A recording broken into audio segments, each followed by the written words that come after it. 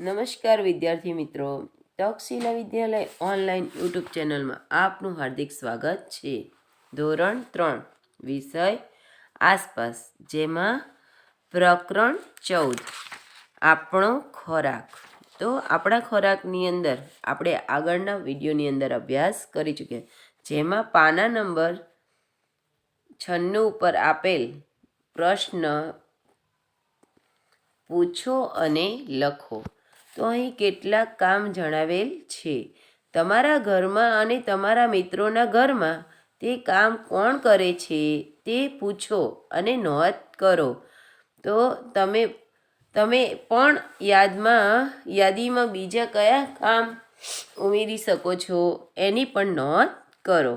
તો જેમાં પહેલું જ લખેલું છે કામ કોણ કરે છે. એની નીચે 2 બોક્સ આપેલા છે, તમારા ઘરમાં અને તમારા મિત્રના ઘરમાં. તો તમારા ઘરની અંદર એ કામ કોણ કરે છે એ આપણે લખવાનું, અને તમારા મિત્રના ઘરની અંદર એ કામ કોણ કરે છે એની પણ આપણે યાદી બનાવીશું. તો પહેલું જ કામ આપેલું છે રસોઈ બનાવવી.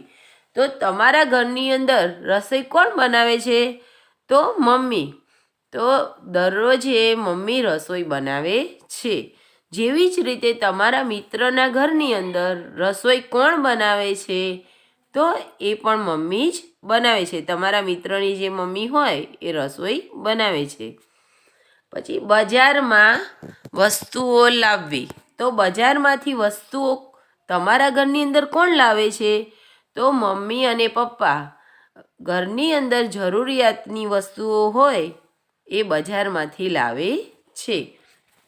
એવી જ રીતે તમારા મિત્રના ઘરની અંદર પણ બજારમાંથી વસ્તુઓ એના મમ્મી પપ્પા લાવે છે. પછી કચરો વાળવો. તો તમારા ઘરની અંદર કચરો કોણ વાળે છે? સાફ સફાઈ કોણ કરે છે? તો મમ્મી કરે છે. તો તમારા ઘરની સાફ સફાઈ મમ્મી કરે છે. તો તમારા મિત્રોના ઘરની અંદર સાફ સફાઈ અને કચરો કોણ સાફ કરે છે? તો અમારા મિત્રના ઘરની અંદર પણ એના મમ્મી અને એના બહેન એ કચરો સાફ કરે છે. વાસણો સાફ કરવા. તો વાસણો કોણ સાફ કરે છે?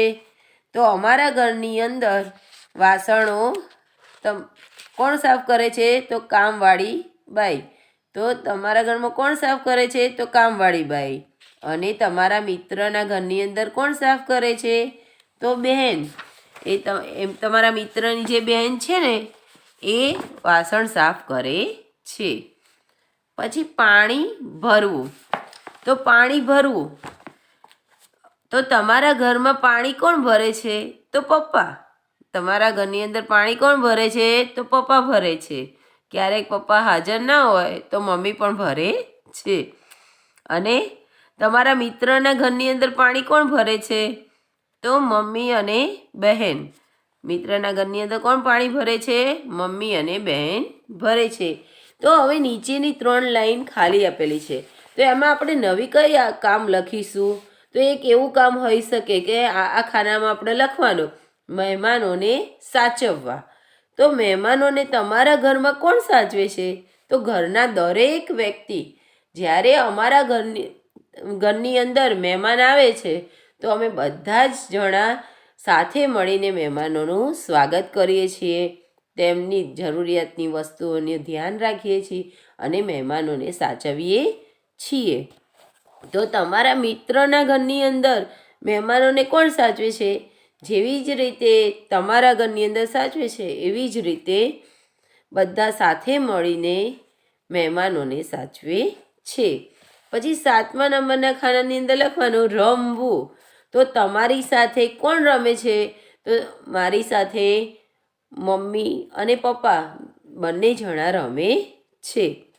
અને તમારા મિત્રોના ઘરમાં કોણ રમે છે? તો મારો મિત્ર અને તેનો ભાઈ. તમારા મિત્રની ઘરની અંદર કોણ કોણ રમે? તો તારો મિત્ર અને એનો ભાઈ બંને મળીને રમે છે. પછી 8.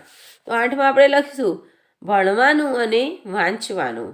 તો ભણવાના અને વાંચવામાં તમે શું કરો છો? તો તમારા ઘરની અંદર કોણ ભણે છે? તો હું ભણું છું અને વાંચું છું.